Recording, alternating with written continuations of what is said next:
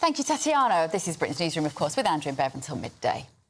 So, the former Tory Minister David Davies is calling for better legal protections for our soldiers. That's after a coroner ruled SAS soldiers who killed 4 IRA members in a 1992 ambush were not justified in their act. David has staunchly disagreed with the decision, calling it demonstrably wrong. And he joins us now. Morning, good to see you. Just explain to our viewers the context of this issue, because it is rather historical. Yeah, it's over 30 years ago, I mean, which is one of the reasons the coroner got it wrong. But it starts with intelligence that about 20 IRA people, men, were going to attack the Coal Island police station with basically an anti-aircraft gun, a huge machine gun. It fires bullets that big, all right, give you a sort of measure of it. So that was designed to cause a lot of damage. Designed to kill lots, and the damage it did, designed to kill lots of policemen. They just, the bullet goes right through, in the front wall, out the back wall. And what they were going to do is they're going to mount it on a lorry and then take it down to Coal Island. They're going to mount it on a lorry in the churchyard, Clonard churchyard. That's what the intelligence said. And there are going to be 20 of them. So there are going to be other Kalashnikovs and so on. So the SAS and the police, 12 SAS men and the police, line up in the courtyard after dark. It's February, very cold and dark, and wait for them to come so that when they're mounting up the weapon, they can arrest them, you know, because they're not so dangerous then. Instead, they do this somewhere else, and they go to Coal Island, about a mile and a half away from, and they fire 60 rounds from this thing. I mean, it fires at 600 to 1,200 rounds a minute, so it's quite fast. 60 rounds of this thing, lots of Kalashnikov rounds. And of course, you can hear and see this from the churchyard, an intimidating thing to happen. Then they drive back, and we're talking about 10:30, 11 at night now, and they fire some more rounds from Kalashnikovs at some other point, just as they're going past a dead IRA man's house. But nobody knows this in the churchyard. They turn up in the churchyard, the lorry turns up, the machine gun's mounted with a man behind it, right? And they don't know where the other 3, 4, 5 cars are with the rest of the 20. And so what the judge is saying is they should have stood up and said, "Excuse me, gentlemen, you're under arrest." Well, that would be a personal death sentence. I mean, this thing could have wiped out the dozen soldiers in 5 seconds, you know. And, of course, they don't know where anybody else is with the other weapons. You know, there were other weapons there. So they stand up and they attack the lorry. They've got to take out the main threat. It's a standard military approach, really. And it's all done under tight legal control. There are policemen there watching them when this is going on.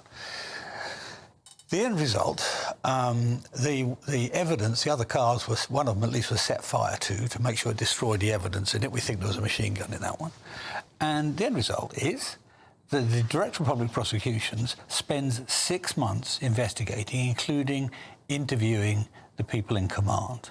All right? So, and then says there's no case to answer. They behave legally. They were doing their job. They were doing their job, you know. These people call themselves East Tyrone Brigade, so they're thinking they're at war. Yeah. You know, they're not calling themselves this or that gang, which is what they really are. And bear in mind when they arrive back, they've already they think they've killed a lot of policemen. They're would-be murderers, right? And they're hyped up. These people are 20, 21, 22.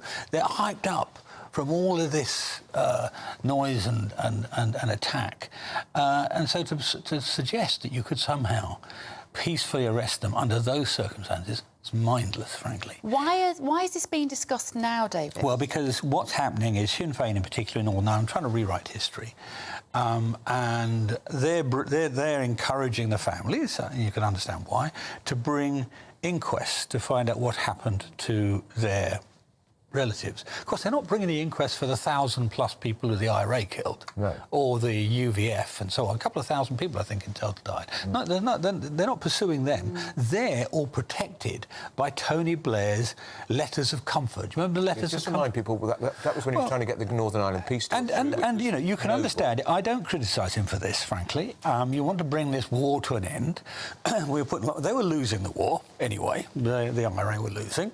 They were running out of money, something I did, you may remember at the time, and so they were ready for a deal, and in order to close the deal, he said, well, we will not prosecute anybody. So everybody in prison's let out.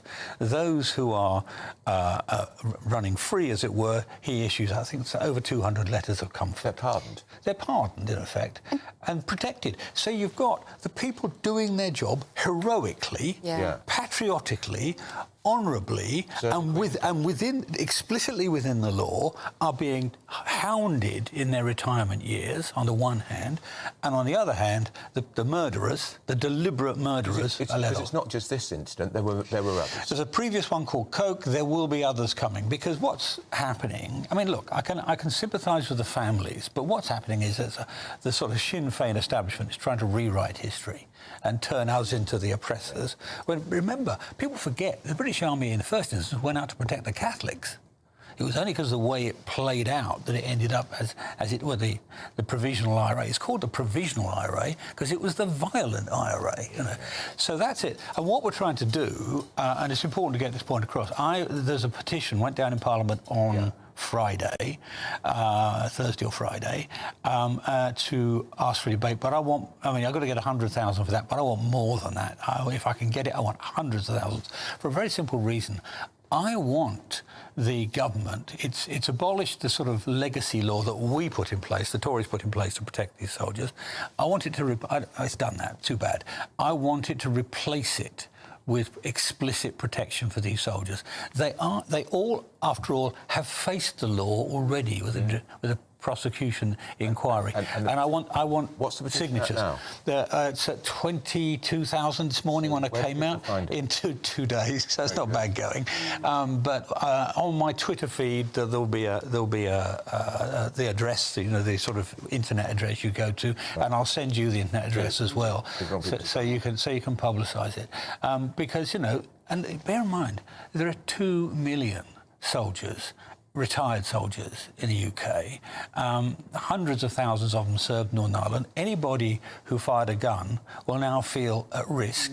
And they shouldn't. They absolutely shouldn't. These are decent people who served our country. Yeah, and I think the public mood is to protect our soldiers and our police officers, actually. Why would anybody join the army? Well, that's the other problem. I know young soldiers are worrying. I know from what we've heard, Hereford and elsewhere, worrying, you know, when they go off, as they do all the time, because we've got other operations. When they go off to fight for their country, I mean, they think to themselves, do I have to take my lawyer with me? Yeah, exactly. That's not a world we want to live in. David Davis, always good to see you, as always. Pleasure.